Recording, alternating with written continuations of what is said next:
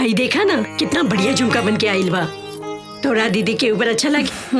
बहुत अच्छा लगी। चूड़ियों बढ़िया बा।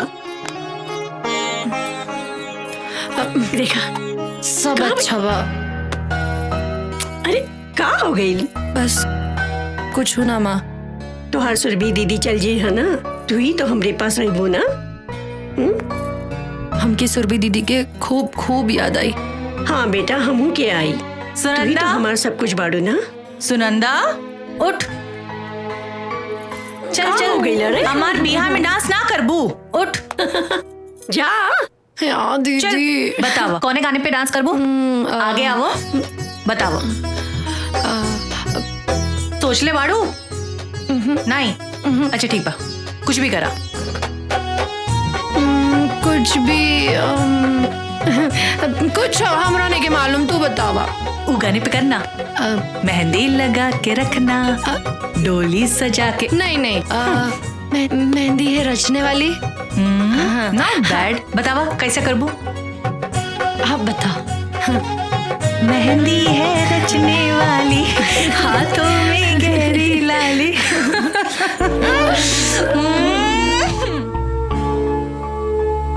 अरे नहीं नहीं, सुनंदा सुनंदा सुनंदा, रुक रुक रुक रुक। अरे अरे भगवान सुनंदा, तो चीचू काका करिए। बदतमीज ने। नहीं नहीं नहीं नहीं नहीं, अरे अरे अरे।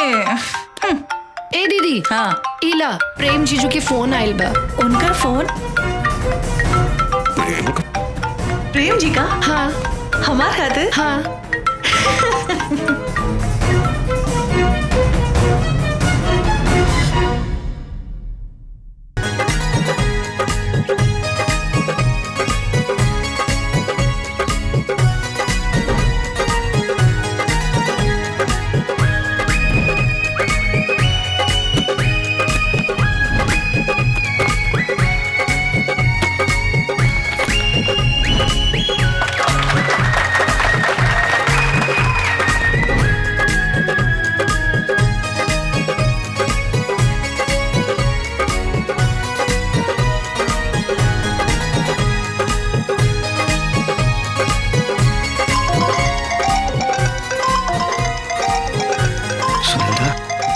अरे बाप रे बाप, आज तक जमीन आसमान एक हो जाई। आज तक सुनंदा बहुत गुस्सा में हुई रे बाप। ये सब करे के चक्कर में टाइम के पते नहीं के चलल। चल भाग बेटा आशुतोष।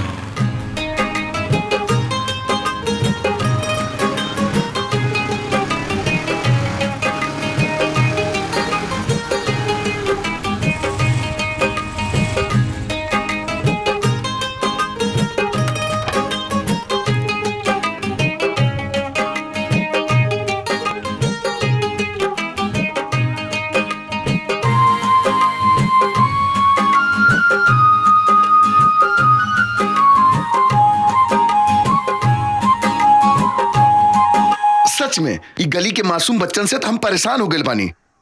हमारा अपन कोनो पर्सनल लाइफ बाकी ना। अरे सोशल लाइफ के मतलब ये थोड़े ना होला कि आदमी अपना पर्सनल लाइफ भूल जाए। आज से ये सब कुछ बंद। अब से हमारी जिंदगी में सिर्फ सुनंदा। ओए जा, रुक जा। सच कहा तारा, आज से सब कुछ बंद।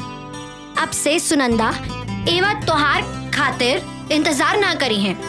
बिल्कुल मत करिया। हम तोहरा के इंतजार करे के मौका ही ना दे। पक्का वादा करता नहीं।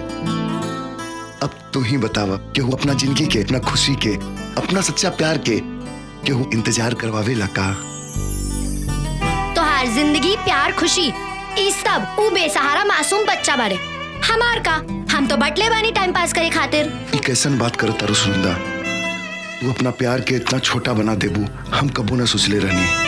अरे तू हमरा खातिर टाइम पास ना बल्कि और ना तो का आशुतोष, हम इतना छिप छिप के तोरा से मिले खातिर आई नहीं। और तू? ठीक बा, आखिरी बार हमके माफ कर दा, सॉरी। लेकिन एक बात बतावा, लुक्का छिपी के खेल कब तक चली? सच कहीं तो प्यार में लुका छुपी के अलग है मजा हो खेला।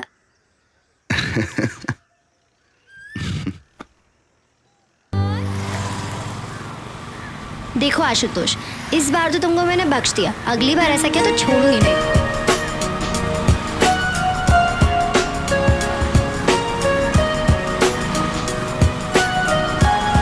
बस बस बस बस।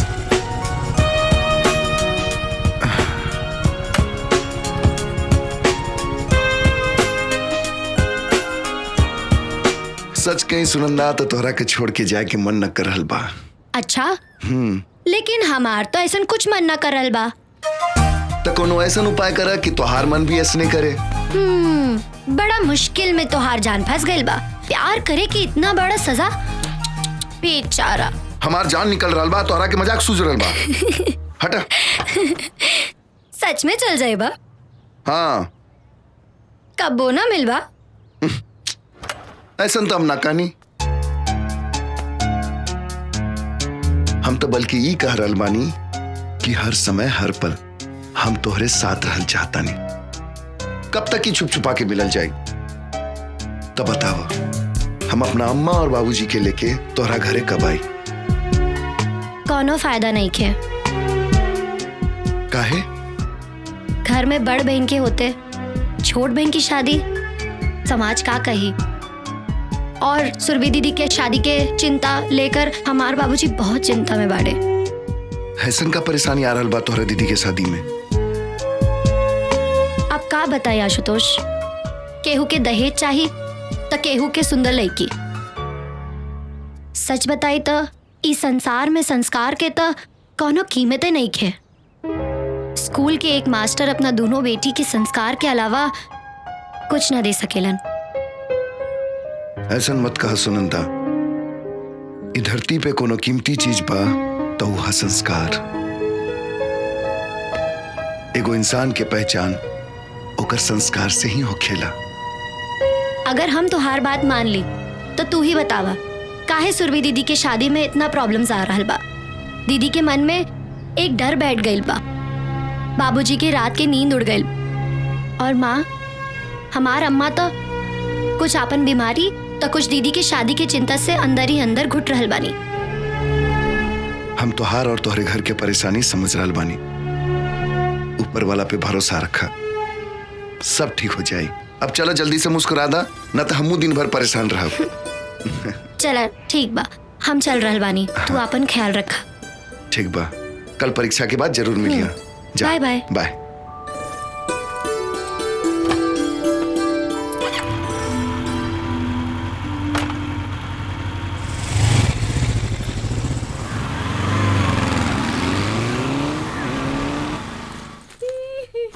रश्मि, अरे सुनंदा, आ गईलू तू?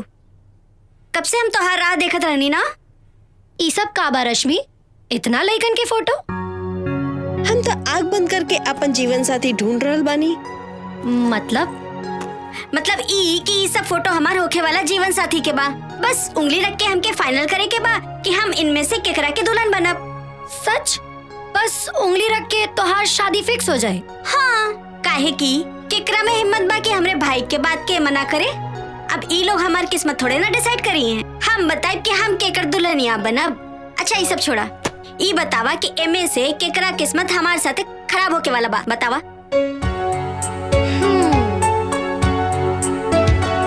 वाह रश्मि, भाग्य हो तो तोहरा जैसन। हमहू भगवान से प्रार्थना करब कि अगले जन्म में हमहू के कोनो बाहुबली के बहन या बेटी बनाए के भेजे। पगली।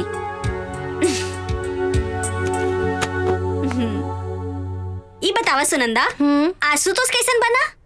एकदम फर्स्ट क्लास। आपकी परीक्षा खत्म होके के बाद हम तीनों जने कहीं घूमे चलल जाई, खूब गुलछर्रे उड़ावल जाई। काल परीक्षा खत्म होके के बाद हम तो जाइब सबसे पहले अपन घरे। तू ही जाई हा, आशुतोष के साथ थे गुलछर्रे उड़ाई हा। अच्छा, तो के जलन न हुई? अकेले जाइब ता? बिल्कुल ना हुई रश्मि मैडम। अच्छा, एक बार और सोच ले सुनंदा। तू सिर्फ आशुतोष के हमरे हवाले नहीं करत बाड़ू। अपनी जिंदगी, अपने जीवन साथी, अपनी खुशी सब कुछ हमरे हवाले करत बाड़ू। और कहीं हम लेके फुर हो जाए तो? फिलहाल हमरा से ज्यादा अफसोस तो इन बेचारन के होई जौन तोहरा उम्मीद में ई बिस्तर पर पड़ल बाने। कहा मोहन, बाबूजी सही करल बनन का? भैया बाबूजी के बात कहूँ गलत भइल बा का? अरे देखा बाबूजी, मोहन भी रउए के तरफदारी करल बा। वो सब तो ठीक बा, काम कब संभलबा? मतलब हम समझनी ना बाबूजी। इतना बड़ा अपन कारोबार बा, अब हमरा से संभालब मुश्किल हो रहल बा। हम चाहत बानी ई जिम्मेदारी अब तू संभाल ले। जी बाबूजी, हम बहुत जल्दी ही संभाल ले, लेकिन हम कुछ दिन और अपन जिंदगी जियल चाहता नहीं। रउआ तो जानते बनी कि बस्ती के गरीब बेसहारा बच्चन की खुशी ही हमरा खातिर सब कुछ बा। हम कहाँ मना कर रहल बानी, हम तो तोहरा ई नेक काम में तोहरे साथ बानी। सच कहीं तो हमरा के तोहरा ऊपर बहुत गर्व बा, कितना नेक दिल हमार बेटा बा। बाबूजी जे कुछ बानी हम रउआ और अम्मा के कारण ही तो बानी। फिर एक ने काम और ही कर दा, सुनंदा के हमार बहू बना के ही घर में ले आवा। अरे अम्मा ही का कर रहल बाड़ी? तोहार अम्मा सही कह रहल बाड़ी। तोहरा के कोनो मुश्किल हो रहल बा, सुनंदा के अम्मा बाबू से हम बात कर ली। ना ना, ऐसा कोनो बात नहीं है बाबूजी। दरअसल सुनंदा के बड़ बहन के शादी जब तक नहीं हो जात तब तक बात करल ठीक नहीं है। सुरभि के शादी खातिर सब लोग बहुत परेशान बा। तो ठीक बा, जब तोहरा के अच्छा लगे तब तू बता दिहा, काहे से तोहरा खुशी में ही हमनी के खुशी बा। और हाँ, सुनंदा से कह दिया कि हम ओकरा के अपन बहू मान चुकल बानी। और हम अपन भाऊजी।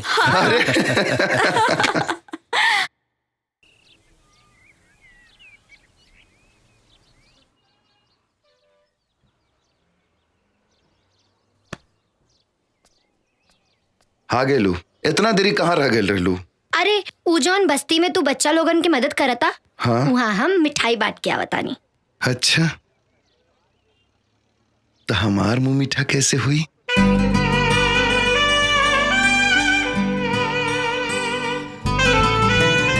देखा, तू जौन मुंह मीठा करे के सोच रहल बाड़ू ना, हमार इरादा उ नइखे। अच्छा, हम समझाई कि हम कहाँ समझ रहल बानी? देखा, जौन तू करल चाहता रू उ सब शादी के बाद होखेला। हाँ, हाँ। तो शादी से पहले का होखेला? सिर्फ मुंह मीठा। चला आगा मुंह मीठा करा देता नहीं। अरे छोड़ बेशरम, एगो लड़की होके लेका के झड़ेलू।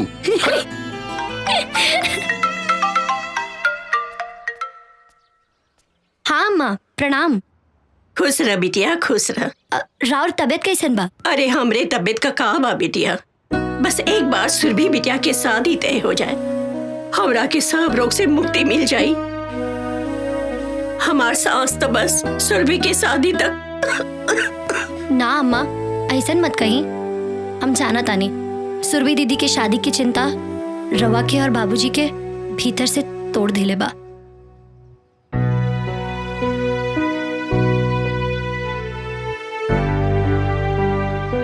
अच्छा सुना, आज ना सुरभि के देखे खातिर लड़का और उनका मामा आ रहल बानी। सच? हाँ बिटिया, बहुत ही अच्छा परिवार बा, बहुत बड़ खानदान बाटे उन लोगन का। बस भगवान से प्रार्थना करा कि सुरभि के ई रिश्ता तय हो जाए बिटिया। रवा चिंता ना करी अम्मा, देखी हाँ इस बार सब बढ़िया हुई। लेकिन अब तो बहुत डर लागे लागल बा। इतना लड़का हमने सुरभि बिटिया के देख के नकार चुकल बाड़। ए अम्मा, बेटी के माँ बाप होके के मतलब ई थोड़ी बा कि रवा हमेशा खुद के खोजते रही। पहले तो रोवल बंद करी, खुद के संभाली और स्वागत की तैयारी करी। हम शाम में फोन करब। ठीक बा बिटिया, ठीक बा।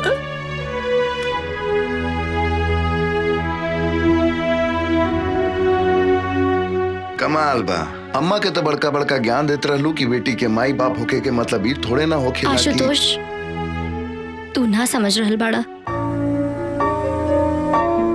हमार बाबूजी के ई हालत बा कि उनकरा के सुरभि दीदी के खातिर कौनो लड़का मिल जाए। टूट चुकल बाड़े हमार बाबूजी बिल्कुल। हे सुनंदा, अगर तू ऐसे हिम्मत हार जेबू तो कैसे काम चली? अच्छा सुना, अगर तुहार दीदी के रिश्ता तय हो गेल तो हमरा के का देबू? अरे हम सच कर रहल बानी, तुहार दीदी के रिश्ता तय हो जाई और ये आशुतोष के भविष्यवाणी बा। अब बतावा दक्षिणा में का मिली? अगर ऐसन हो गईल तो जौन मांगबत ऊ दे दे। पक्का? चला चला।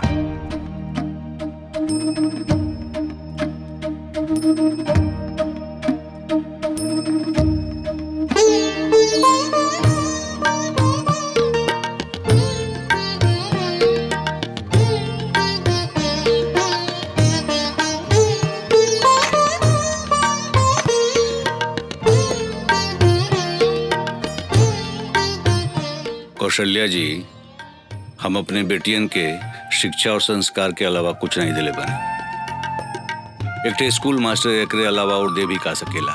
भाई साहब, शिक्षा और संस्कार सबसे बड़ा दौलत हो खेला। हम तो सुरभि बिटिया के एक के नजर में देखते ही पसंद कर लेनी।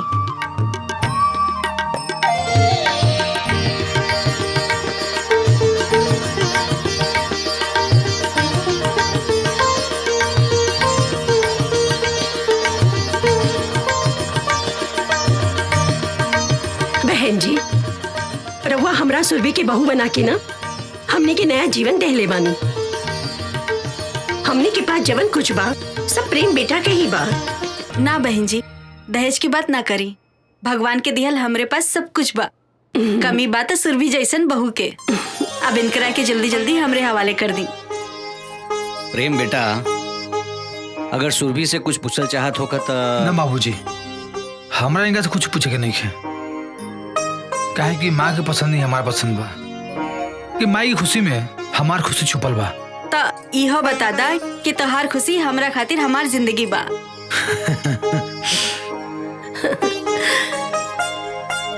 भाई साहब, प्रेम ही हमार सब कुछ बाड़े। हम इतना विश्वास दिला देता नहीं आपके कि सुरभि के हम बहू ना अपन बेटी बना के रखब, कोनो परेशानी ना होई। बहन जी, हमरा के पूरा विश्वास बा कि हमार सुरभि बिटिया रवा लोगन के कोनो तकलीफ ना होके दी है। अरे रवा लोग मुंह मीठा करी ना। मुंह मीठा करे के हक तो पहला लड़का और लड़की के बा। प्रेम बेटा, मुंह मीठा करावा सुरभि के। अरे माँ, रुआ भी ना।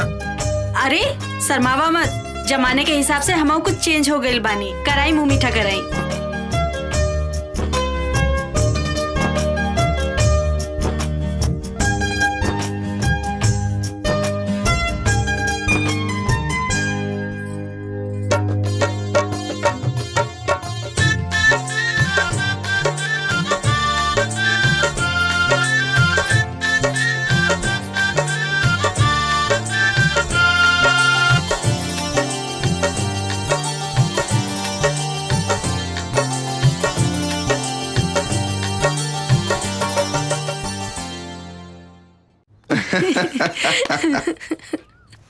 सच में आज पूरा दिन तोरा साथे गुजार के बहुत अच्छा लगल।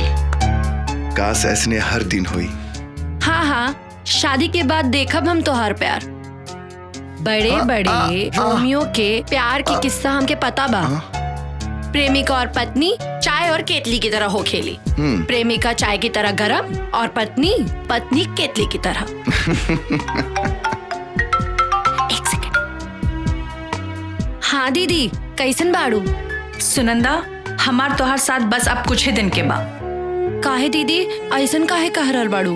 अरे बाबा, हम विदा होके प्रेम जी के घर चल जाए तो तोहरे साथे कैसे रहब? विदा होके प्रेम के घर? अच्छा, अब मतलब प्रेम के साथ? हाँ सुनंदा, प्रेम जी और उनकर अम्मा मतलब हमार होके वाली सासू माँ बहुत अच्छे लोग बड़। सच? अच्छा ये सब छोड़ा, ये बतावा कैसन बाड़े हमार प्रेम जीजा जी। और पहले तो एक काम करा, हमके फटाफट उनके फोटो व्हाट्सएप कर दा। नहीं, उनकर दर्शन तो यहाँ आवे की बाद ही हुई। ना दीदी, ऐसा मत करो ना प्लीज। अरे पगली, पहले हमरा के तो जी भर के देख लेवे दे। अच्छा तो ई बात बा। चला ठीक बा, मौका दे देता नहीं, लेकिन हमरा आए के बाद कोनो मौका ना मिली। मंजूर? मंजूर। अब जल्दी से भाग के यहाँ आ जा, हमरा के तोहरा से बहुत बात करे के बा। हाँ दीदी। अच्छा ये बतावा, हमार जीजा जी कौन शहर के गुंडा बाड़े? जहाँ तू अभी रह के पढ़ाई करल बाड़ू। का बात करल बाड़ू? तब तो फिर हम यहाँ उनसे मिलकर आपन परिचय खुद दे दे। अच्छा अब हम रख रल बानी। काहे इतना जल्दी क्यों? अरे पगली, तोहार जीजा जी के जी भर के देख तो लेवे दे हमरा के। ठीक बा दीदी, रखतानी। अब हमार शर्त पूरा करा। ठीक बा, मांगा। जे मांगे के बा। रहदा रही सही समय पे हम अपने आप मांग ले। चला आज हम तोहार मुंह मीठा कराई। काहे तू काहे? खुशी के बात तो हमरा खातिर बा तो हम करवाई। अरे बुड़बक तू समझत नहीं खू। जब तोहार बहन के रिश्ता तय हो गई मतलब हमनी के रास्ता क्लियर हो गई।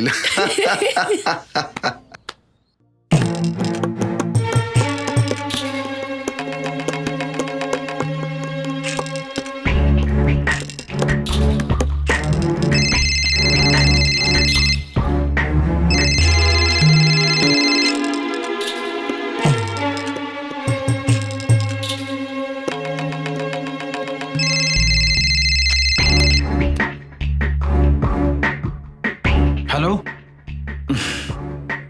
प्रेम बाबू 10 लाख रुपया चाहिए। का कौना बात की? तुम्हारे जान की कीमत के। इतना सारा बिजनेस, इतना सारा कंपनी के मालिक तुम्हारे खातिर तो 10 लाख तुम्हारे हाथ के मिलवा। बात तो तू सही कहला, लेकिन तुरा ऐसा आदमी के हम 10 लाख तो दूर बल्कि 10 रुपया देवल पसंद ना करब। आइंदा फोन मत करिया। चलो फोन रखा। फोन तो हम रखते लेकिन तोरा के एकर बहुत बड़ा कीमत चुकाओ के पड़ी। सुना, तू ये से भी पहले हमको फोन कर ले रहा, लेकिन का मिलल? हमारा फैसला आज भी वही बा।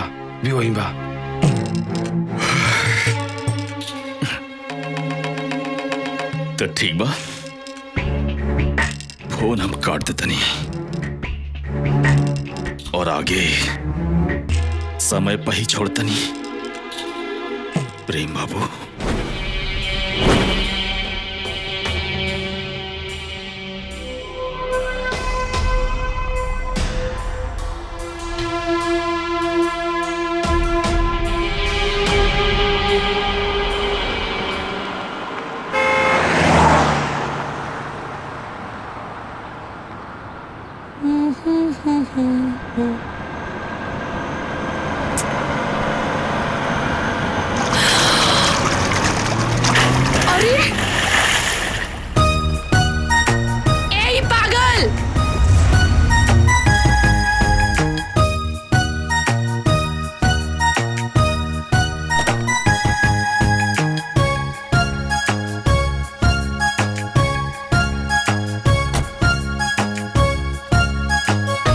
सॉरी, हमरा के माफ कर दी।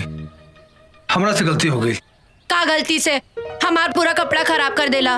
देखी बुरा मैं एक बात कही, गाड़ी में हमरा पानी की बोतल रखल बा, कहीं तो रउआ रही किचन में साफ कर देत पानी। रहे दिए नाटक। रवा जैसे आदमी के हम अच्छे से जाने ली। देखी मैडम, रउआ जैसे सुतता नहीं, हम वैसे बिल्कुल नहीं। देखी अच्छा ये बताई, रउआ कहाँ जाए के बा? कहीं तो रउआ के छोड़ देते पानी। कोनो जरूरत नहीं है, हम चल जाए। ठीक है madam. It's okay, it's okay. ठीक है मैडम। ऑटो।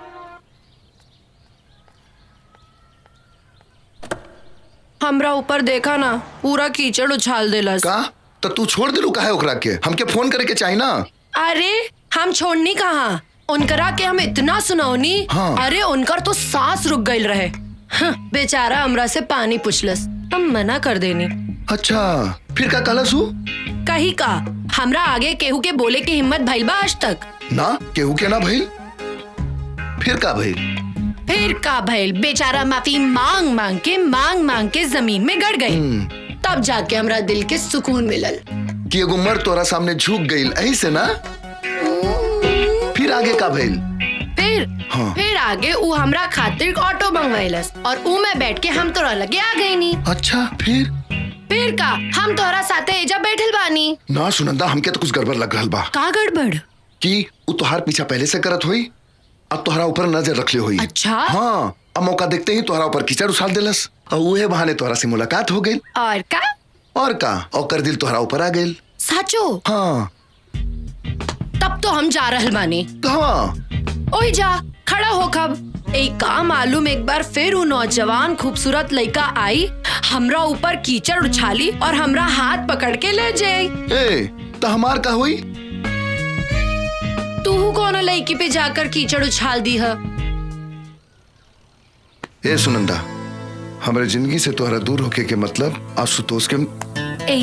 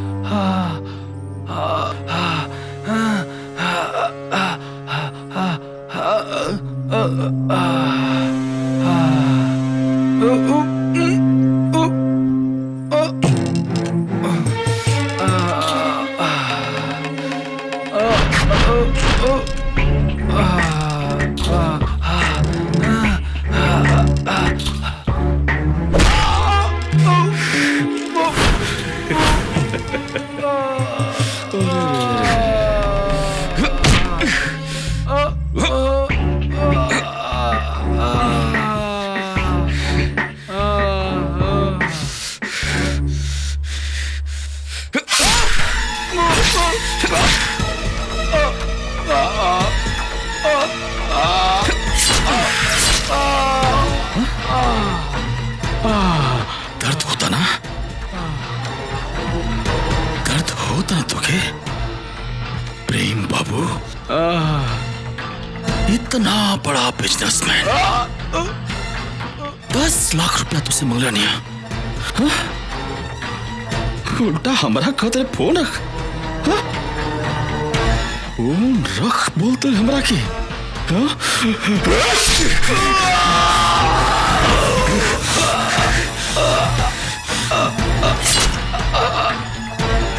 देख कितना भारी पड़ल तुके हमरा के फोन रखे की बोला। हाँ? तुके कितना भारी पड़ल। हाँ?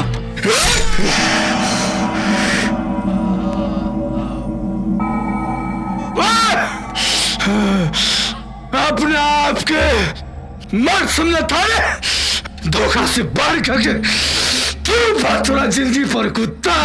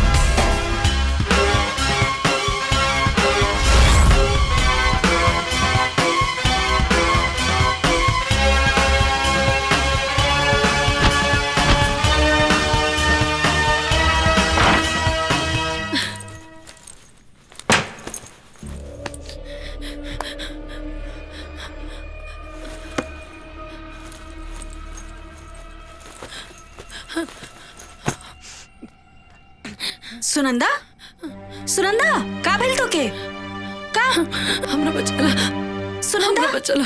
अरे का भेल तो के हमरा बचला के ऊ हमरो भी मार दी। के मार दी तो के हमरा बचला। अरे सुनंदा कुछ बताइबो हमके। ऊ सुनंदा जे उनकरा के हमरा के भी मार दी। अरे के मार दी तो के कुछ बताइबो हमके। अरे काहे परेशान बाड़ू सुनंदा सुनंदा। अरे अबे आशुतोष के कॉल करत है।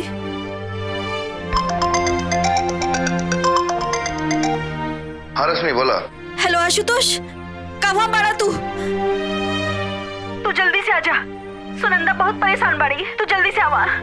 अच्छा ठीक बात तू घबरा मत हम जल्दी आवत नहीं। सुनंदा सुनंदा सुनंदा का भेल तो के बचाना हमरा के। सुनंदा सुनंदा का भेल सुनंदा काहे घबरा रहल बाड़ू? हाँ का भेल बताबो। मार दी। उजे सुबह हमरा पे कीचड़ फेंकलस। हाँ कुछ कालस का हमरा आगे के सामने उनकर आके एक बदमाश मार देता और सबूत का मिटावे खातिर हमरो मार दी। कुछ ना होई तोरा हम तोरा साथ बानी सुनंदा अपना आप के संभाला कुछ ना होई कुछ ना होई।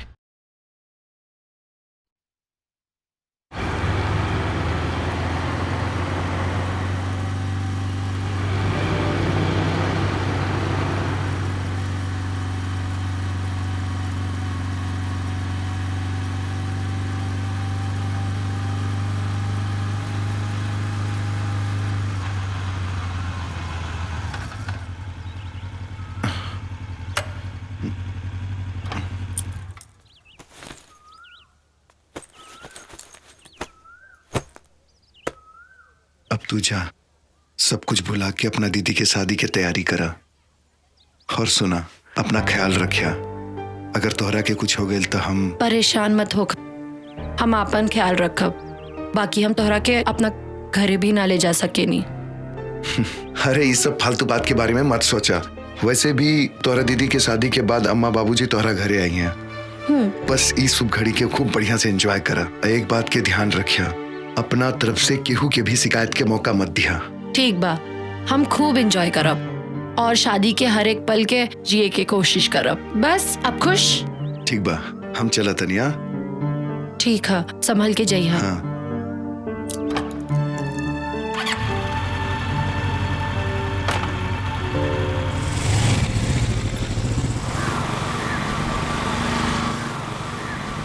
ठीक बा बाय।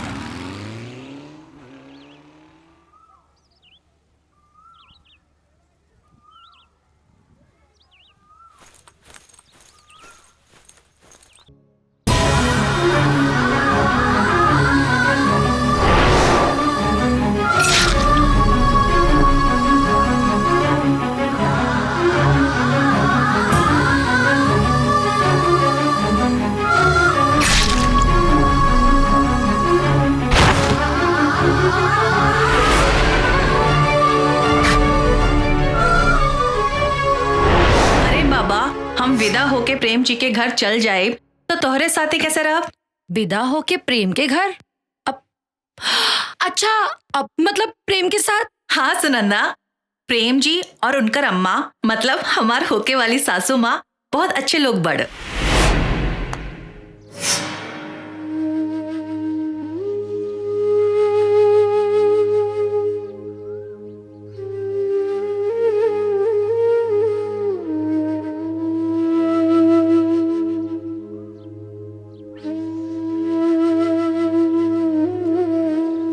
गईलू ना देख के? हाँ दीदी हमके तो विश्वास नहीं के होत। कबो कबो तो हमरो विश्वास नहीं के होखत कि प्रेम जी जैसन। अच्छा बतावा कैसे लगला तोहर जीजा जी? अब हम का बताई दीदी हमरा तो कुछ समझ में नहीं आवत। अब हम का कही?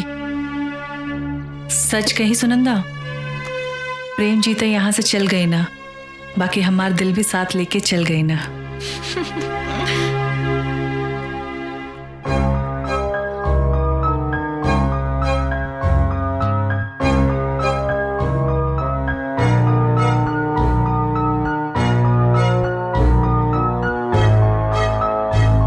हे प्रभु, ई का हो गई?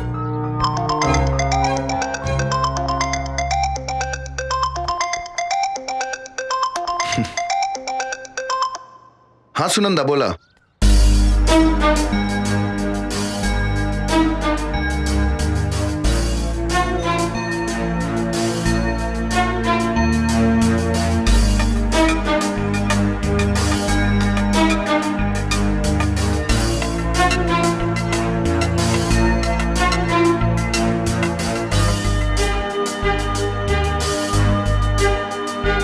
तू ये बात अपना दीदी के बतौलू हो कि ना?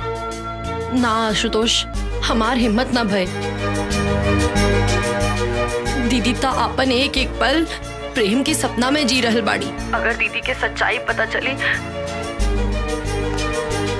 अच्छा आशुतोष, हमके एक बात नहीं के समझ आवत कि इतना सब कुछ हो गई, लेकिन अब तक प्रेम के घर से कोनो खबर ना आयल। हम का कहता नहीं? अगर हो सके तो तू एक काम करबा, जाके मालूम करा कि सच का बा। शायद हम जे देखनी हा वो गलत होके। भगवान करे कि गलत हो। हम अभी प्रेम के घर जाके सच के पता लगावे की कोशिश करता नहीं। तू उनका घर के पता भेजा जल्दी। हाँ हाँ ठीक बा।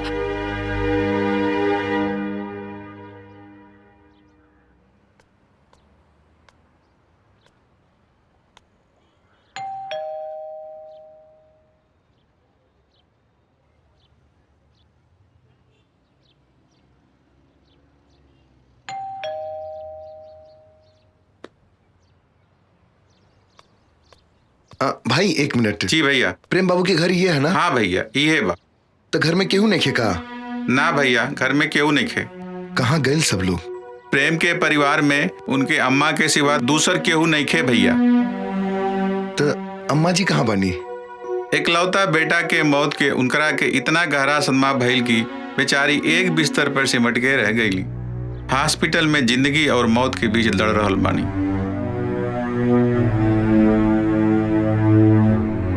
हाँ ठीक बा, धन्यवाद।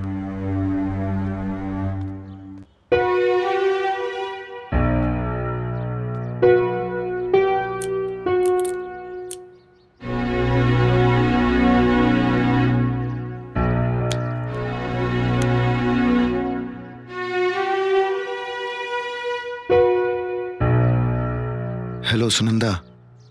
हेलो। हम प्रेम के घर गए रहनी।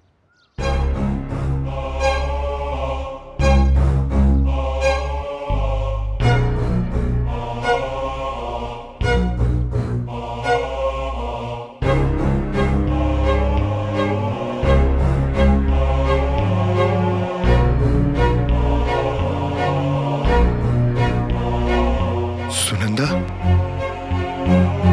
सुनंदा। हे भगवान, कौने धर्म संकट में डाल देला। वो के रहे प्रेम के मर्डर करे वाला। घरे में बताई कि ना बताई? पानी। पंडित जी कहन गई रही। हाँ तो यही महीना के आखिरी में शुभ मुहूर्त बा कहत रहा। हाँ बहुत अच्छा दिन बा। तो रउआ का सोच रहल बानी जी? सब इंतजाम तो हो ही गइल बा ना? हाँ सब इंतजाम तो होइए गइल बा। बस खाली एक कनाता टेंट वाला जोन बाटे उहे बाकी रह गइल बा। तो एक दो दिन में कर देब। हम सोचत रही हैं कि हम शहर जाके आप प्रेम के माता जी से तारीख के बारे में बात करके सब फाइनल कर देत बानी। एमे कहे कि का बाजी, जितना जल्दी शादी की तारीख तय हो जाए अच्छा रही। तो ठीक बा, हमें को काम करता नहीं। हम काले चल जाते नहीं शहर। आजे जाके प्रेम के माता जी से मिल करके उनसे सब कुछ फाइनल कर लेता नहीं। ठीक बा। बाबूजी की सच बता दी का? चुप चुप के का सुन रहल बाड़ू? कुछ ना दीदी, बल्कि हम सोच रहल बानी कि तोहार शादी में हम का करी। तू अभी सोच रहल बाड़ू और हम कब का सोच चुकल बानी। अच्छा सुनो, हम अपन ससुराल जाए और अपन पतिदेव के खूब सेवा करब और उनकर अम्मा के भी, और उनकरा के कबो शिकायत का मौका ना दे। सच कही सुनंदा, आजकल तो हमार प्रेम जी भी हमार सपने में आवत बाड़ो और हमार नींद खराब करके भाग जाला। सुरभि बेटी, आई नहीं बाबूजी। हमार ए समय सच बतावल ठीक ना हुई। दीदी कितना खुश बाड़ी।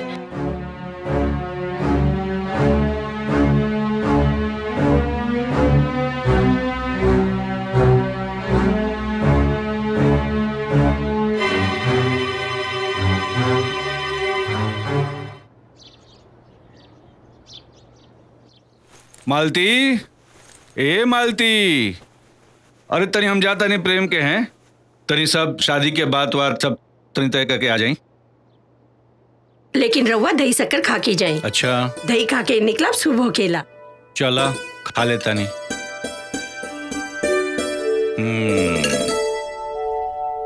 बाबूजी, हाँ, रास्ते में खाए के कुछ सामान बा, याद से खा लियो। चला ठीक बा। अब दीदी हम बानी ना बाबूजी के साथ में, अब तब बाबूजी के कोनो बहाना ना चले दे। बाबूजी हमके कॉलेज में कुछ काम बा, तो हम सोचनी है रौरा साथे चल के हम अपन भी काम निपटा ले और इहे बहाने अपना होके वाले जीजू से भी परिचय ले ले। ई बात बा। मालती देखा, अब तो और कुल टेंशन खत्म हो गई ना। चलो सुनंदा, चल जाओ, चला चला।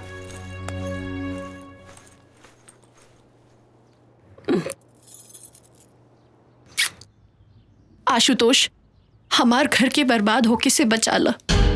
कल बाबूजी प्रेम के घर शादी फाइनल करे जात बाड़ा। अगर बाबूजी वहां पहुंच गए तो प्रेम के सारा सच बाबूजी के मालूम पड़ जाए और सच जानकर हमारा अम्मा मर जाई हैं। सुरभि दीदी तो वो तो टूट जाए हैं। हमार घर बर्बाद हो जाए। आशुतोष, हमार बाबूजी के प्रेम के घर जाए से रोक ला, प्लीज रोक ला। हम तो हारी एहसान कबू ना भूल पाई। रोक ला आशुतोष, रोक ला। एक तरफ प्रेम के सच बा तो दूसरी तरफ सुनंदा के हमरा ऊपर विश्वास। क्यों हम उनकर बाबूजी के प्रेम के घर जैसे रोक ले?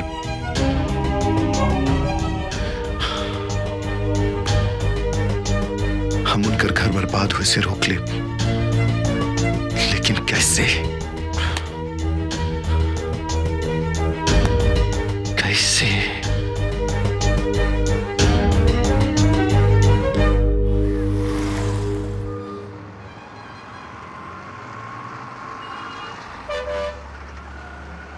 बाबूजी, हमरा बहुत भूख लागल बा। चला ला ना, देखा अम्मा का दिले बानी, खा ला। ना माँ बाबूजी, आज घर के ना, आज चली कहीं बाहर खाइल जाए। लेकिन बेटा बहुत देरी हो जाई, समझल करो बात के। अच्छा चली चाय ही पी लिया जाए। बेटा बहुत देर हो जाइए, वो काम कर जाओ।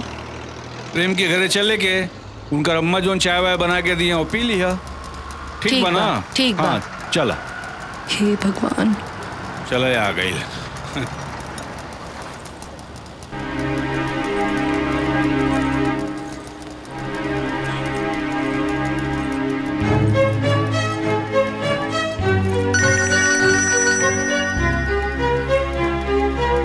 हेलो बाबूजी प्रणाम, हम प्रेम बोल रहा बानी। प्रणाम प्रणाम प्रणाम, खुश रह बेटा, खुश रह। बाबूजी, हम और अम्मा कुल देवता की पूजा करे खातिर गांव आइल बानी। अच्छा, हम तो बेटा तोरे घरे आए रही, तोरा घर के सामने खड़ा बानी। वो शादी का तारीख तय करे करल है ना? अरे तो बाबूजी रवा खुद कर ली ना, हम अम्मा के बता दे। लेकिन बेटा हम चाहते रही कि तोरे अम्मा से एक बार। अरे बाबूजी, अम्मा बुरा ना मानी है, बल्कि वो खुद कहत रहनी है कि अपना खुद के मुताबिक शादी की तारीख तय कर ली।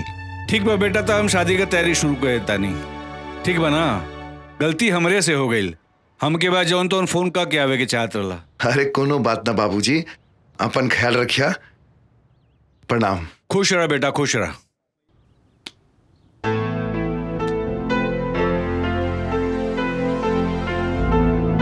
का भइल बाबूजी?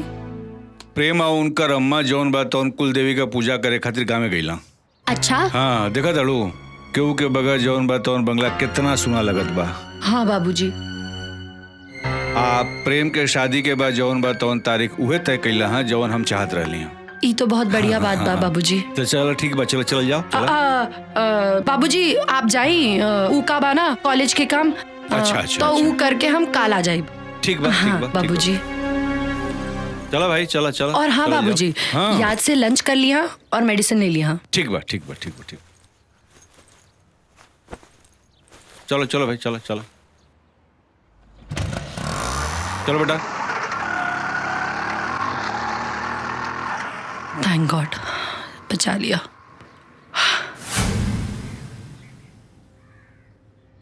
हाँ, हमरा के माफ करता सुनंदा। प्रेम बन के कॉल करे के अलावा हमरा पास दूसर कोनो रास्ता ना रहे। आशुतोष, तोहारी ई एहसान हम अपन जिंदगी भर ना भुला पाए। आज तू हमरा घर के बर्बाद होके से बचा लीला।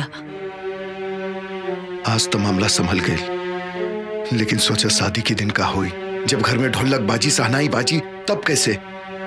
हम ई सब ना जाना था नहीं, लेकिन हमके ई पता बा कि आज से, बल्कि अभी से तू प्रेम बन के। एक मिनट सुनंदा, प्रेम बन के का मतलब है तोहार? आशुतोष, जौन जैसे चल रहा बा ओके वैसे चले दा ना। अभी भी कुछ नहीं बिगड़ल। भलाई यह मबा कि हमनी सब केहू के सब कुछ सच सच बता दी। ना आशुतोष, अगर हम सबके सच बता दे तो हमार पूरा परिवार बिखर जाए। अभी भी कुछ नहीं बिगड़ल। सोचा शादी के दिन दुनिया समाज के सामने का हुई। हम कुछ नहीं के सुने के चाहत। अगर तू सच में हमरा से प्यार करेला तो जॉन हम जैसन कहा तनी वैसा करा, और जॉन जैसा चल रहा बा बस चले दा। ना, आज तो हम संभाल लेनी, लेकिन आगे हमरा से ही पाप ना होई। और एक बात कान खोलकर सुन ला, हमार सच्चा प्यार के इम्तिहान ये तरीका से लेवे के कोशिश मत करा।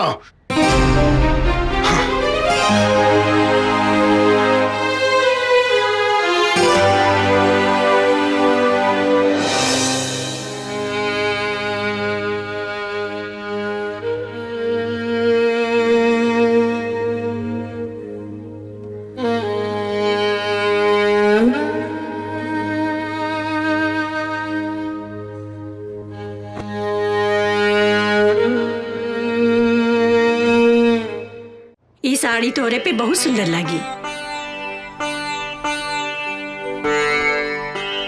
और हाँ, ससुराल में जाइए ना तो केहू कुछो बोली जवाब मत दिए। हाँ? पहले पहल सब बोलेला, बाद में सब ठीक हो जाला। बाबूजी, हम पानी लेके आवता। ए बेटी यही ले ले जा। जी अम्मा। रख दिए।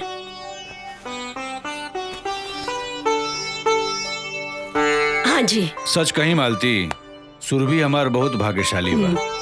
इतना बढ़िया लड़का बहुत पुण्य से मिलेला। अच्छा, ऐसा का कह देली जमाई बाबूजी? अरे करिहा का, तारीख तय करे गई रही। हाँ तो का कहला के रोवे तय कर दी तारीख। हाँ। अच्छा। हाँ। और ही का कहलन जमाई बाबू और संबंध जी? कहिया का तारीख तय हो गई।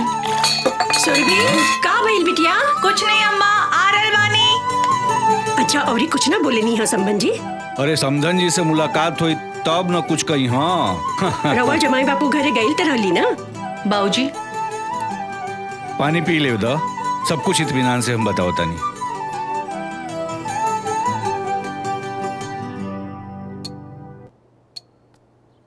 लगता तू पूरा कहानी सुन ले बगैर मनबू नहीं।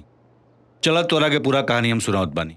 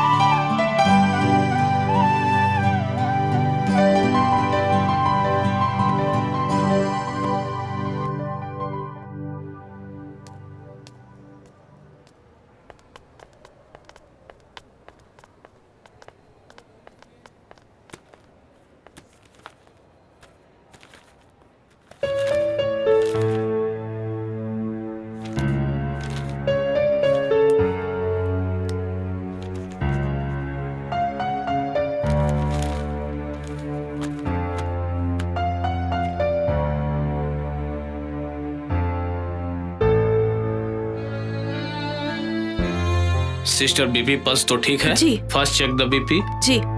बीपी चेक कर लेना और टाइम टाइम से दवा देते जाना, ठीक है? और उसकी रिपोर्ट हमें बता देना। ओके सर। ओके। अभी रउआ की आराम करे के जरूरत बा। इकरा खातिर करी बेटी, मर गई होती तो ठीक रहुए। ऐसे ना कहीं बेटी, मोबाइल मिली का हमरा एगो बहुत जरूरी फोन करे के बा। चार्ज में लगैले बानी, लेके आवत बानी।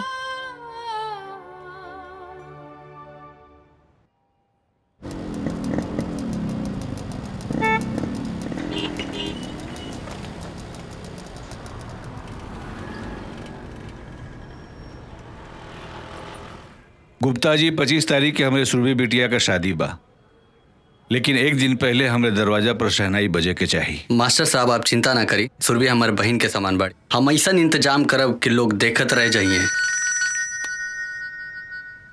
1 मिनट रुक जाए। हेलो, कौशल्या बोला तानी। नमस्कार समधिन जी। कैसन समधिन? केकर समधिन? तहार मनहूस बेटी के कदम पड़ते ही हमार बेटा के खा गईली।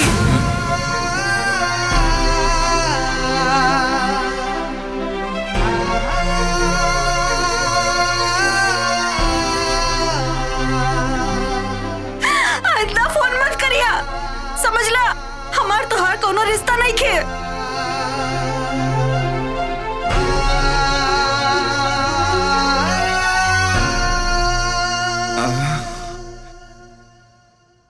आई देखा ना कितना बढ़िया झुमका बन के आइल बा। तोरा दीदी के ऊपर अच्छा लगी? बहुत अच्छा लगी। चूड़ियों बढ़िया बा। देखा सब अच्छा बा। अरे का हो गई? बस कुछ हो ना माँ। तोहार सुरभि दीदी चल जी है ना, तू ही तो हमरे पास रहबो ना। हमकी सुरभि दीदी के खूब खूब याद आई। हाँ बेटा, हमू के आई। तू ही तो हमारा सब कुछ बाड़ू ना। सुनंदा उठ,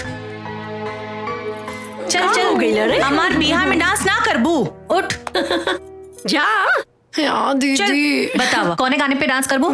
आगे आवो, बताओ। सोच ले बाड़ू? नहीं? अच्छा ठीक बा, कुछ भी करा। कुछ भी कुछ हमरा नहीं के मालूम, तू बतावा। वो गाने पे करना, मेहंदी लगा के रखना, डोली सजा के। नहीं नहीं, मेहंदी है रचने वाली। नॉट बैड, बतावा कैसे करबू? हाँ बता। मेहंदी है रचने वाली, हाथों में गहरी लाली।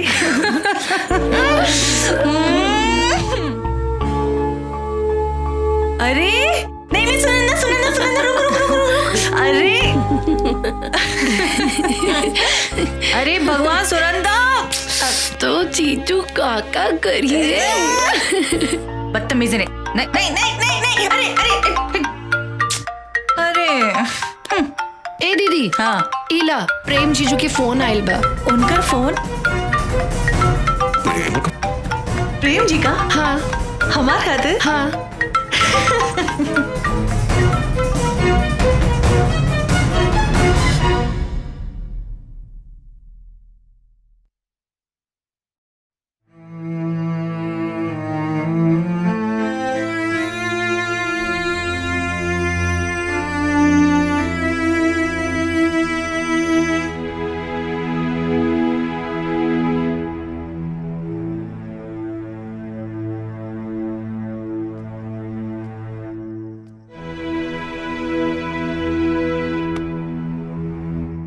बाबूजी आप? हम तोरा से कुछ बात कही चाहत रही। कहीं ना। का सच में प्रेम का फोन आए रहे? हाँ बाबूजी, काहे रवा के ऐसन काहे लग रहल बा कि आज प्रेम के अम्मा का फोन आए रहे। प्रेम का सच जाने के बाद भी तू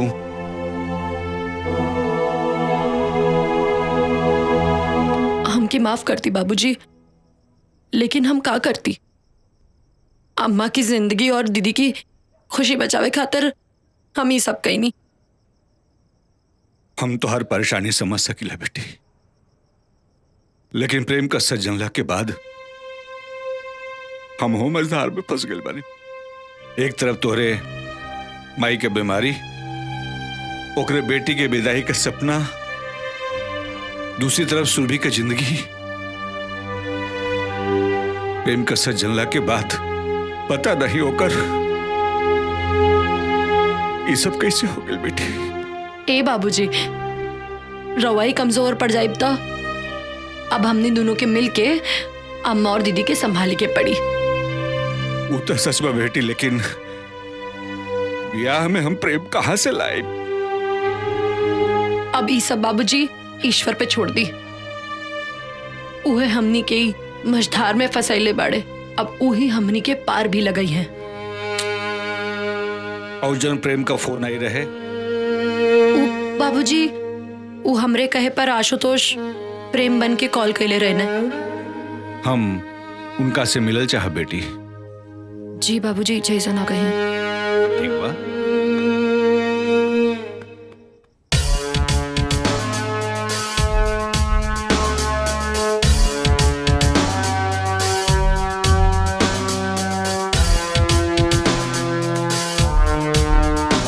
सर, एगो सुनंदा नाम के लड़की के आईडी मिलल बा।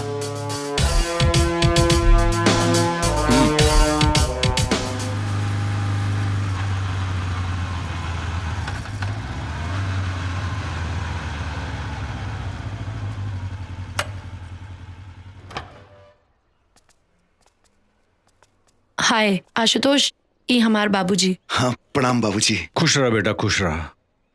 तू प्रेम बन करके हमारा परिवार के बर्बाद होके से बचा लेला, लेकिन एकरा आगे का हुई? बाबूजी, हम जॉन कहनी सुनंदा के खुशी खातिर कहनी। हमरा पता बा जे कुछ भी हो रहा बा वो ठीक नहीं हो रहा बा। हम तो हम लोगन के एहसानमंद बनी बेटा।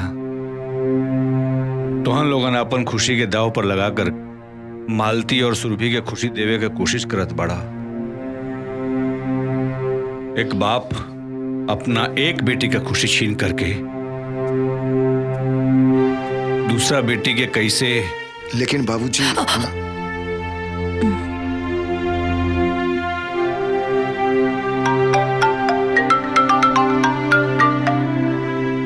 हेलो, हम पुलिस इंस्पेक्टर रवि बोल रहा बनी। प्रेम वर्मा मर्डर केस में रउआ से कुछ जानकारी लेवे के बा। प्रेम मर्डर केस? लेकिन हमरा के कुछ नहीं के मालूम। सबूत बा हमरे पास। पूरा छानबीन के बाद हम रउआ के फोन कर रहल बनी। घटना के टाइम रउआ हो जा रहनी, ये बात सही बा कि ना? हाँ, लेकिन हम घबराए के कोनो जरूरत नहीं के। हम कहनी ना, पूरा छानबीन करे के बाद हम रउआ के फोन कईनी। बस हमरा के कातिल के बारे में रउआ से कुछ जानकारी लेवे के बा। अगर रउआ यहाँ आ जाए तो ठीक बा, ना तो हमरा के राउर घरे आवे के पड़ी। ना ना, हम आ जाए। ठीक बा। बाबूजी, हाँ, एकरा से पहले कि पुलिस यहाँ आ जाए और सबके सामने आ जाए, हमरा के जाए के पड़ी पुलिस स्टेशन।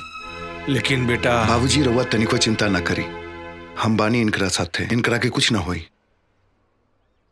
सुनंदा तू चला। हाँ, आओ। बाय पापा।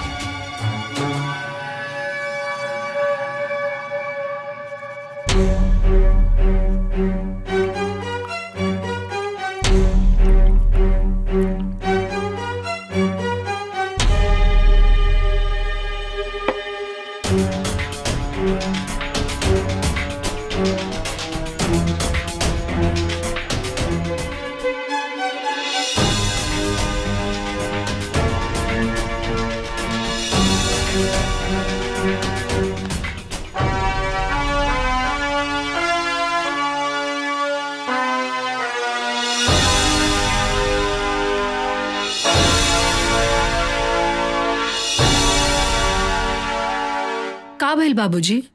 रवा बहुत परेशान लग रहल बानी। अरे प्रेम का दोस्त आयल बानो शादी में मदद करे खातिर। का? प्रेम के दोस्त? हाँ। लेकिन प्रेम था और ई कौन प्रेम के दोस्त था? कहीं आशुतोष तो नहीं भेजले बाना? अरे ना बाबूजी, आशुतोष तो हमरा साथे रहे। ए बाबूजी, और रवा तो जाना तानी, आशुतोष कुछ ऐसन करी तो हमरा के बताइए जरूर। रवा टेंशन न ली, हम जाके देखा तानी, ठीक बा?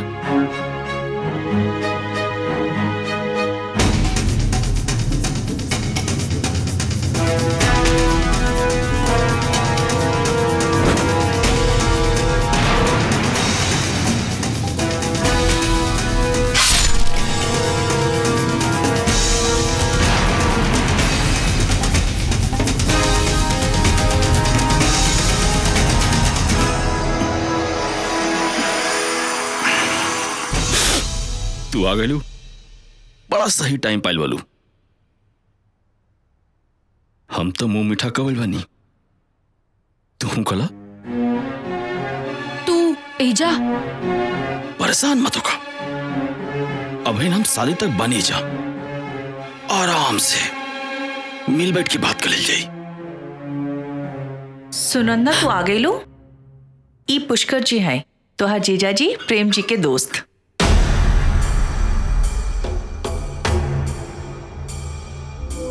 तोहार जीजा जी इंकरा के स्पेशली हमनी के मदद करने खातिर भेजले बाना।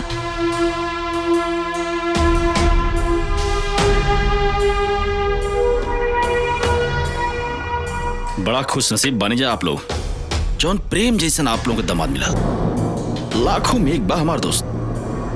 अरे खड़ा काहे बनी, आई बैठी, साथ में नाश्ता कर लिया। हाँ सुनंदा बैठा। ना दीदी, हम बहुत थक गइल बानी, और फिर पुष्कर जी तो शादी तक यहाँ रही हैं, तो खूब बातचीत हुई।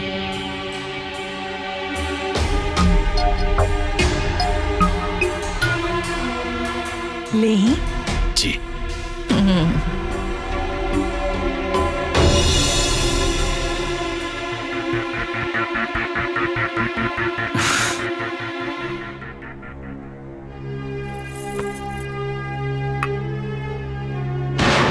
ई पुष्कर जी हैं, तोहार जीजा जी प्रेम जी के दोस्त। अरे सुनंदा बिटिया, पुष्कर जी से का बात भइल है? हाँ माँ, खूब बात भइल। प्रेम जीजा के खूब तारीफ करत रहे। हाँ ता दामाद जी तारीफ करे के लायक बटले बाना। आज के जमाना में इतना सुंदर केहू होला का? सही कह रहल बालू मलती, लेकिन तई जा करके उनका के चाय वाय हाल चाल पूछ ले। तू देखा जमात एक भी नाराज हो जाए चली, लेकिन दमाद का दोस्त नाराज नहीं होके के चाहिए। ई कुल तो रुआ के ध्यान रखे के चाहिए, कहीं कुछ ऊंच नीच हो गई तो खाए पिए का ध्यान तोहरा न रखे के चाहिए, हम ही कुल ध्यान रखब। देखी बड़ी मुश्किल से सुरभि बिटिया के इतना अच्छा रिश्ता मिलल बा। अरे हम तो उम्मीदें छोड़ देले रहली, लेकिन ये घर में फिर से खुशी के दिन आइल बा। अब हम कौनो सब कुछ तो हम ही करीला ना, फिर भी तू ही ध्यान रखा तो ठीक बा, हम ही कुल ध्यान रखब।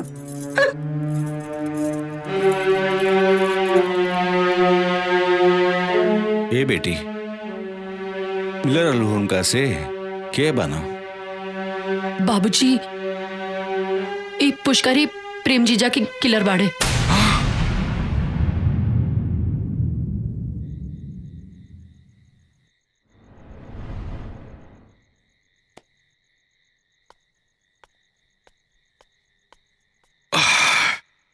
अकेले कहाँ बैठे बालू? यहाँ आवे के पीछे तोहार मकसद का बा? प्यासा, कुएं के पास क्यों जाता है? मतलब हमरा सब कुछ पता बा। देखो ना, तोहर अम्मा बाबूजी शादी का सपना देखा तलो, और तोहर बहन सुरभि तो सब ख्वाब बन रहा बिया। हमरा समझ में नहीं आवत, वो प्रेम खाती हाँ? जौनी प्रेम के हम मार दिले बनी, वो प्रेम से शादी करे खाती। परेशान बानी हम। मुंह बंद करा अपन। मुंह बंद करी? बंद कर ले। तू हमारे साथ था तो यहाँ से जाए खातिर का कीमत लेबा? इज्जत से जाए खाती?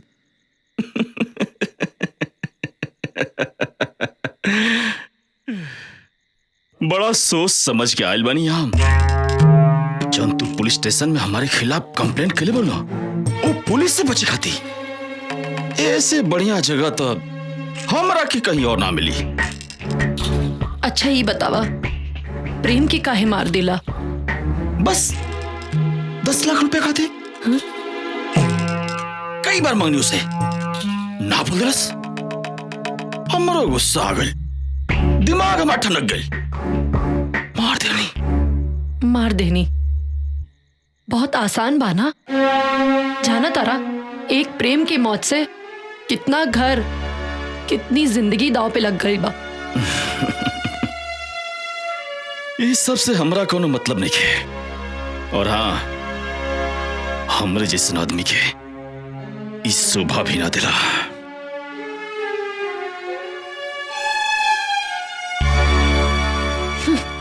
बास्टर्ड।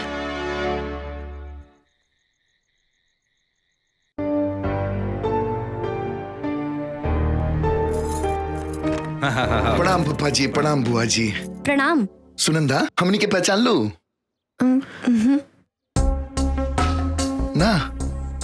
तू सुरभि बाड़ू ना? कैसे पहचान तू लोग? देखा बुआ जी भी हमनी के नहीं पहचाना का बुआ जी? अरे ये रवि हुआ, रवि। आई हुआ प्रशांत। अब तो हर उम्र होखे लगल बा, अब बुढ़ापा आ गइल बा, सब कुछ भुला जाता लो। हाँ? इनकर परिचय? ई पुष्कर हुआ, दामाद जी का दोस्त। यहाँ आयल बा ना हमनी के शादी ब्याह में मदद करे खातिर। अच्छा, ये तो बड़ी खुशी के बात बा। घर के दामाद रवा लोग के बारे में इतना सोच रहल बा। बुआ जी, ऐसा दामाद तो बड़ा किस्मत से मिलेला। सच कहा दाल बचवा, हमार सुरभि बेटवा बहुत ही भाग्यशाली बानी। इतना अच्छा दामाद हम आज तक नहीं खे देख ले। अरे दहेज में 1 रुपया नहीं खे मांगले बाड़न।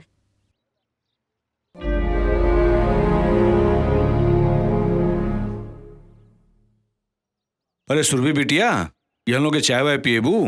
हैं? जा तन चाय वाय लेकर के आवा।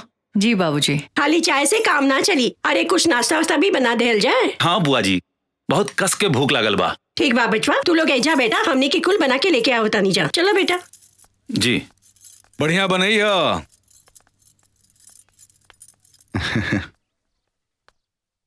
और पुष्कर बाबू बताएं प्रेम जी के बारे में, उनकर पसंद, उनकर नापसंद, ताकि शादी ब्याह में कोई तरह की दिक्कत ना हो सके। रउआ लो आई गल बनी तो जल्दी का बा, आप लोग चाय पानी पी, हम आओ तनी।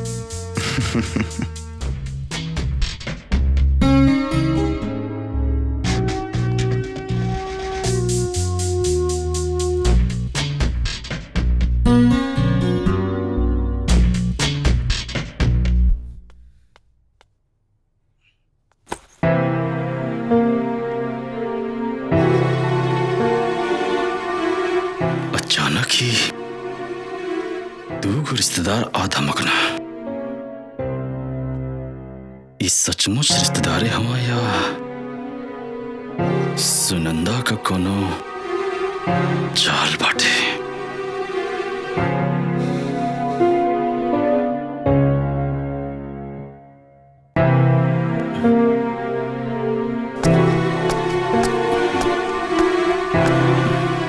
पुष्कर जी,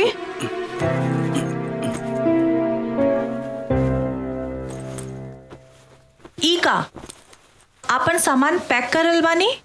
सुरभि हम जाता नहीं, तोहरे यहाँ रिश्तेदार लोग आइल बाटे, यही से हमार रहल यहाँ ठीक नहीं है। अरे नहीं, प्रेम जी स्पेशली रउआ के ई काम खातिर भेजले बानी ना। सुरभि तू टेंशन मत ला, प्रेम के हम समझा ले। और अब यहाँ हमारा रुकल ठीक नहीं है। कोनो बात जरूर बा, केहू कुछ कहलस का? अरे नहीं नहीं, केहू कुछ ना कहा, लेकिन हम नहीं चाहत कि हमारे वजह से कोनो समस्या होगे। कुछ ना होई, हमरा के बताई। सुनंदा ई नहीं चाहत कि हम यहाँ रहें। सुनंदा, सुनंदा। हाँ दीदी आई। पुष्कर जी के का कहलू? हम कुछ ना कहनी है। और इनकर यहाँ रहले से तोहरा का प्रॉब्लम बा? हम कुछ ना सुनब, माफी मांगा उनकरा से। कितना मुश्किल से हमार नसीब में ई दिन देखे के मिलल बा, और तू घर आए मेहमान से ऐसा व्यवहार कइल जाला। अगर पुष्कर जी यहाँ से चल गए ना तो हम तोहरा के कबो माफ ना करब।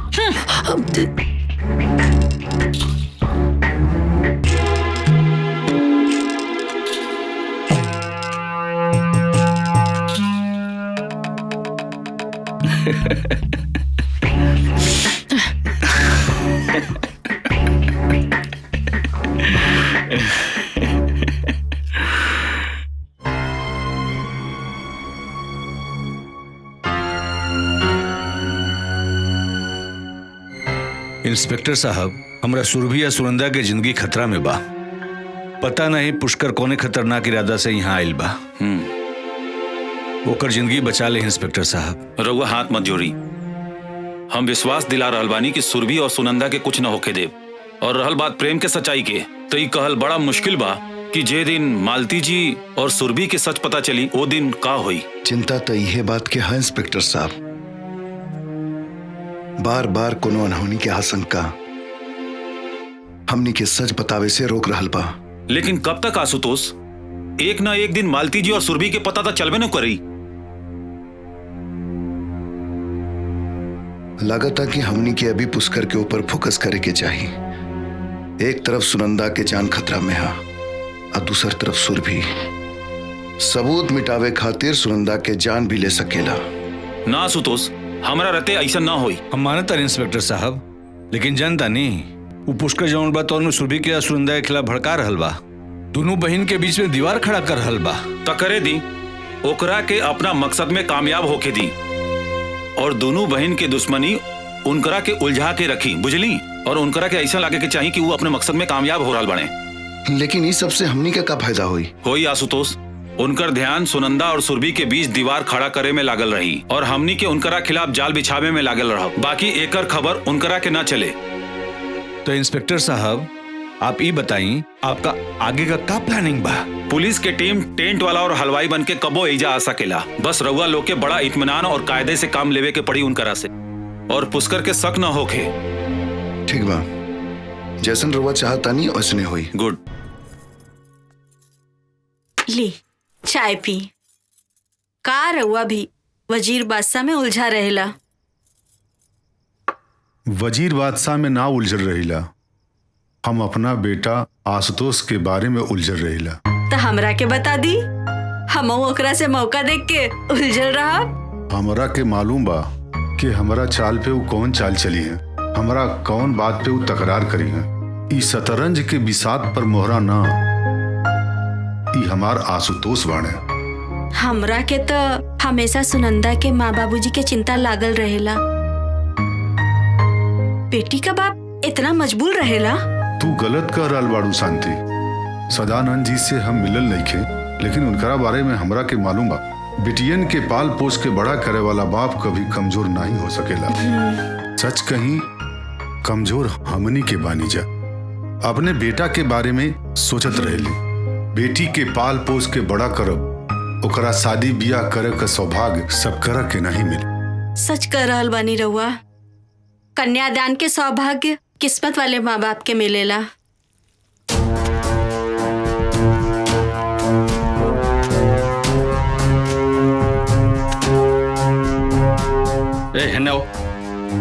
उठाओ, उठा को पाँव अंदर डालो। हाँ हाँ राइट। चलो ओके, साइड में साइड में साइड में।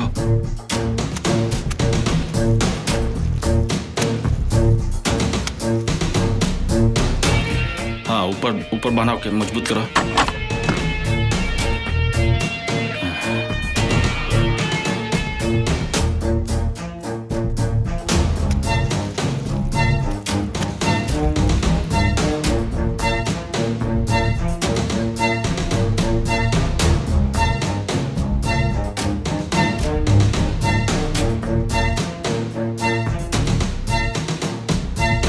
अरे पुष्कर बाबू, आई आई आई आई आई पुष्कर बाबू, आप आ गए भाई तो सामान का खाना वाना का लिस्ट बना देती तो बहुत बढ़िया रहा। अरे काय ना बाबूजी, बिल्कुल एकदम। ई बाबूजी रवि ना? आप अपन नाव का बतलो नहीं? प्रशांत। प्रशांत प्रशांत बाबूजी, ई लो मेहमान बाटे, इनका भी ध्यान रखल जरूरी बना। और अचानक आयल बोलो बाबूजी, तो इनके बारे में सोचल हमनी के फर्ज बनता ना। ज्यादा मत सोची पुष्कर बाबू, रउआ लइका लोग के तरफ से बानी, ऐसे पहले हक राउर बा। प्रशांत बाबू, ज्यादा हक के बात मत करी, हक के बात कब ना महंगा पड़ी आप लोगों के। और रहल बात लिस्ट का, तो आज रात में बना दे और कल सुबह आप लोग दे दे। आप लोग कोनो प्रॉब्लम ना होगे तो।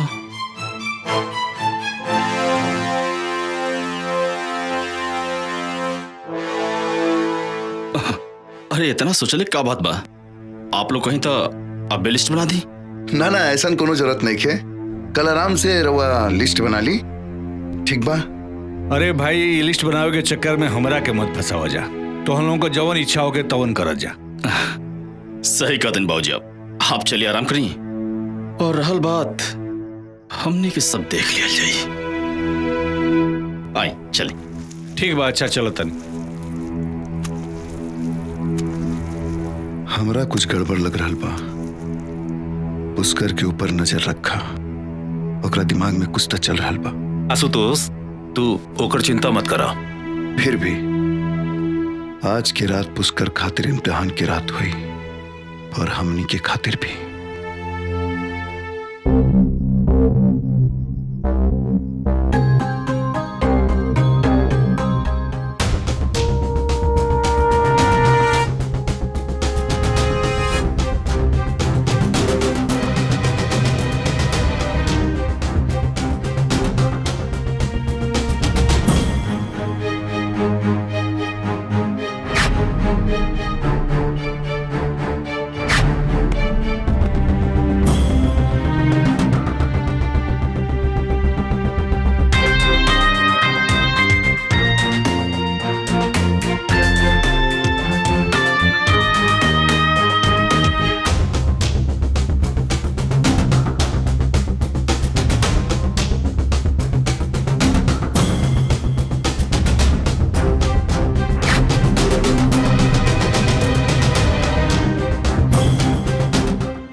कुछ गड़बड़ तो जरूर बाटे।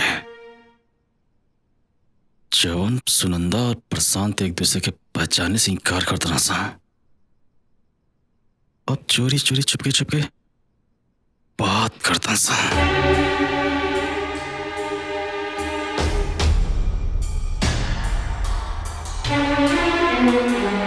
आपन शक दूर करे खाते एक ही उपाय बा, एक तीर से दो निशाना।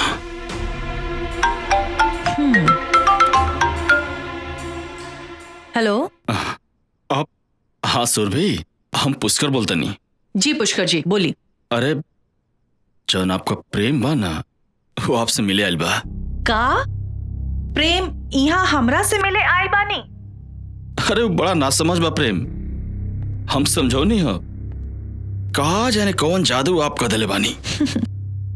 जादू तो वो हमरा ऊपर कर दिले बाना।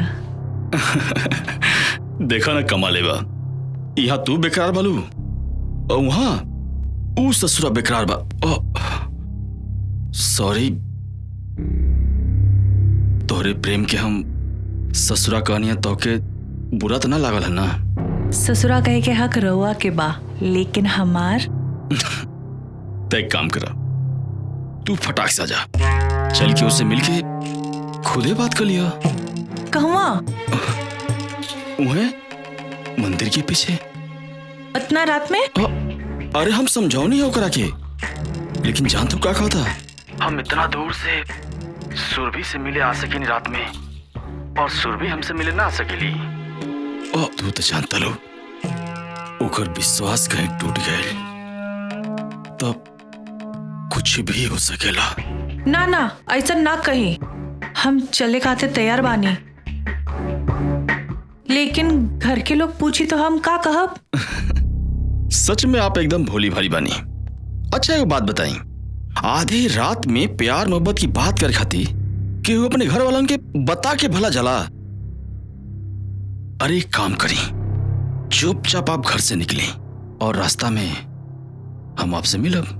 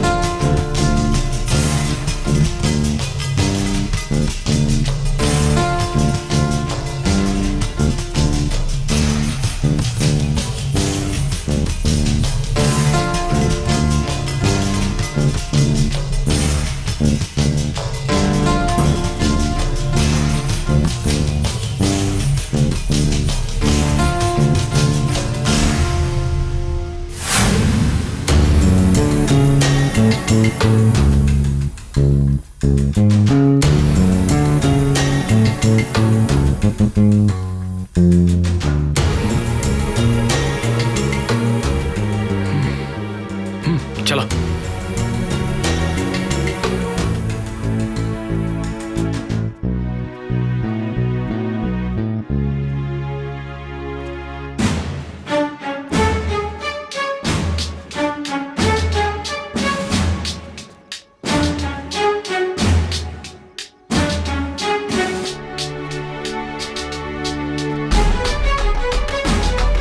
इधर आओ।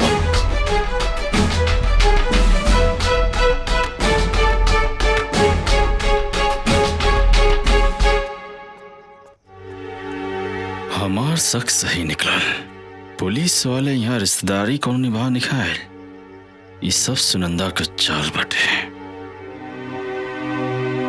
का सोचल बानी पुष्कर जी? और वो रवि के साथ है, कोई और हमरा के देख ले ही तो बहुत बदनामी हो जाई। चली लौट चली। घबरा मत, हमरा तो लगता है सब सुनंदा कौन कौन चाल बटे, तो क्यों देखल नहीं के चाहत। हमरा के ऐसा लगता जब हम घर से बाहर निकलत रहनी तो वो हमरा के देख लेलस। सही कतल तू, सच बताई तो तुहार शादी होखत वो देखा लिखे चाहत। कल हम ओकरा से ये बात करे। ठीक बा, आओ चलो।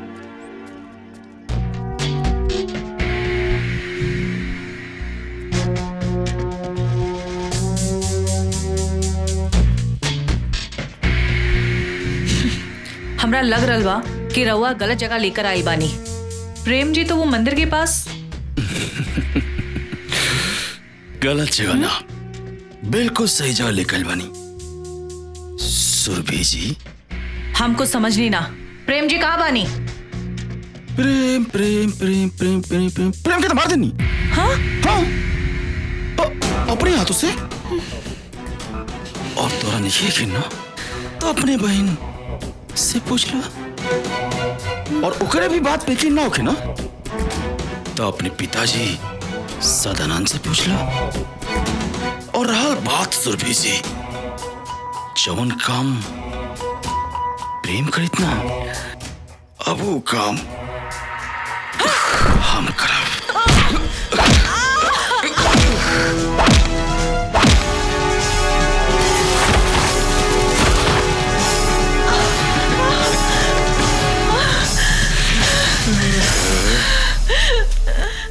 कहाँ भाग के जेबू सुरभि?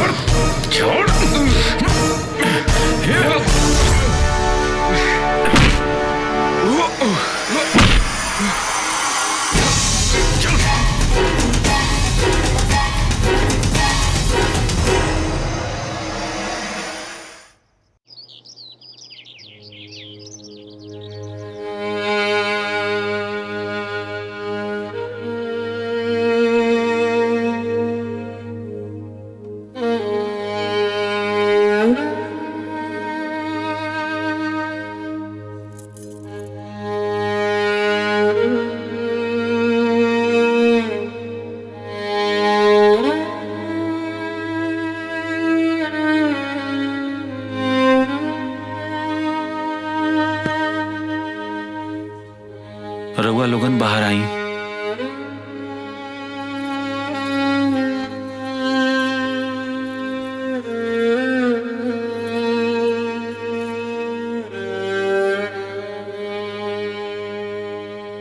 सुरभि के कोनो बात के सदमा लगल बा।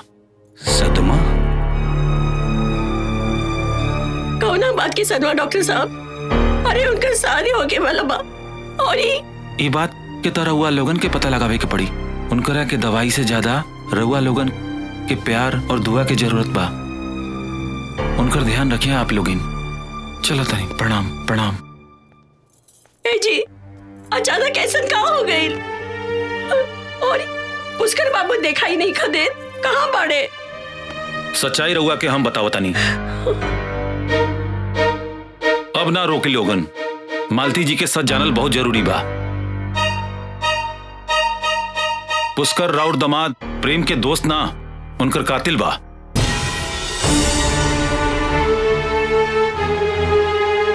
राउर दमाद प्रेम तो मर चुकल बाणे। मालती संभाल अपना के, संभाल अपना के। मालती संभाल अपना के, मालती संभाल अपना के, संभाला संभाला। बाकी मालती जी रउआ चिंता ना करी। अगर रउआ लोग चाहो तो सुरभि के शादी जरूर होई। हम करब सुरभि से शादी।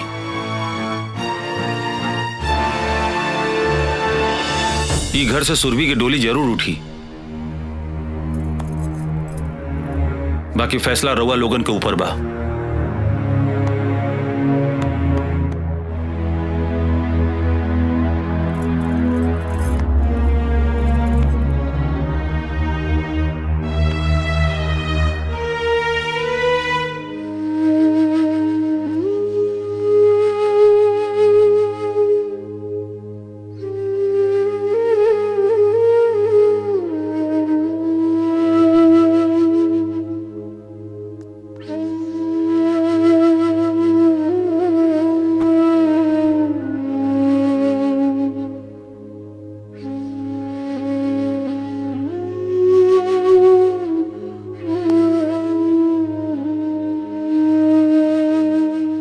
हमरे दीदी के हाथ में मेहंदी कितना सुंदर लागी ना।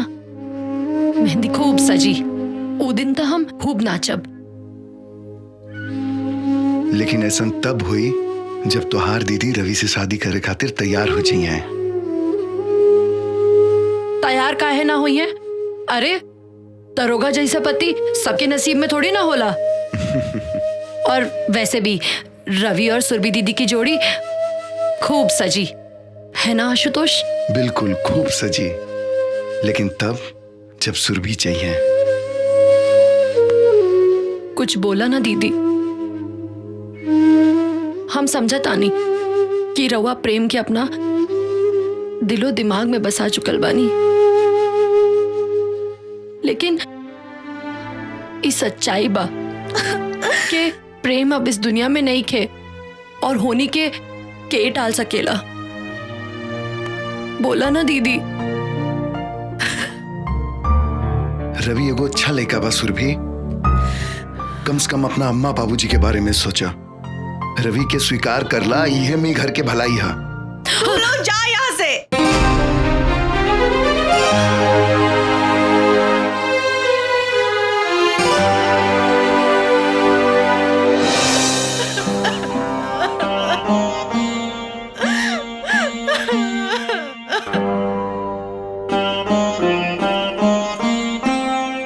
अच्छा, अब हमरा के जाए के पड़ी। अगर सुरभि कोनो फैसला कर लेता, हम हमेशा साथ देवे खातिर तैयार बानी।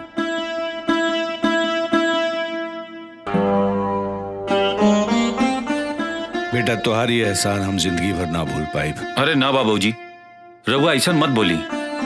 जिंदगी के कुछ फैसला तो ऊपर वाला ही करेला। लेकिन बेटा हमरा सुरभि के डोली जरूर विदा हुई। अगर सुरभि, अच्छा हम चलत बानी।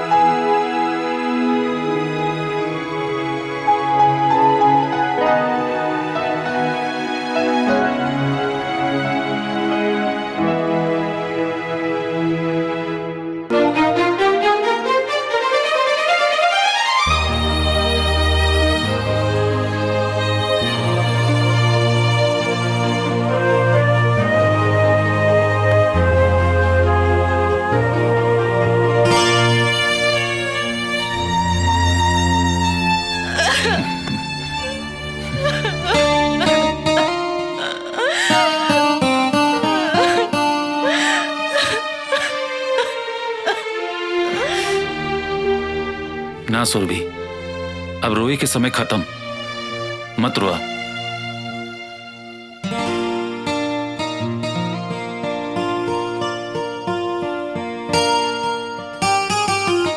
ये आशुतोष बाड़े। अरे सुनंदा के अब तोहरा के जितना आशीर्वाद देवे का बानू इनकरा के दा। काहे के जाना ताड़ू, तोरा घर के खुशी, तोहारी इज्जत और सुनंदा के प्यार और हमरे जिंदगी में नई खुशी सब इनकर देन बा। हम तो हर आसान कैसे हम जे कुछ भी कहनी सुनंदा के प्यार और खुशी खातिर कहनी। एक बहन के दूसरा बहन खातिर प्यार और त्याग देखकर इस समझ में आ गेल कि धरती पर सबसे खूबसूरत कुछ बा तो प्यार के डोर बा। एक इंसान के भीतर दूसरा इंसान खातिर अपनापन महसूस करावेला। तो सुनंदा के प्यार के खातिर एगो काम और कर दी। कल ई घर से एक डोली ना 2 डोली विदा होके के चाहिए। अगर रउआ तैयार बानी तो हम रवि जी के साथ।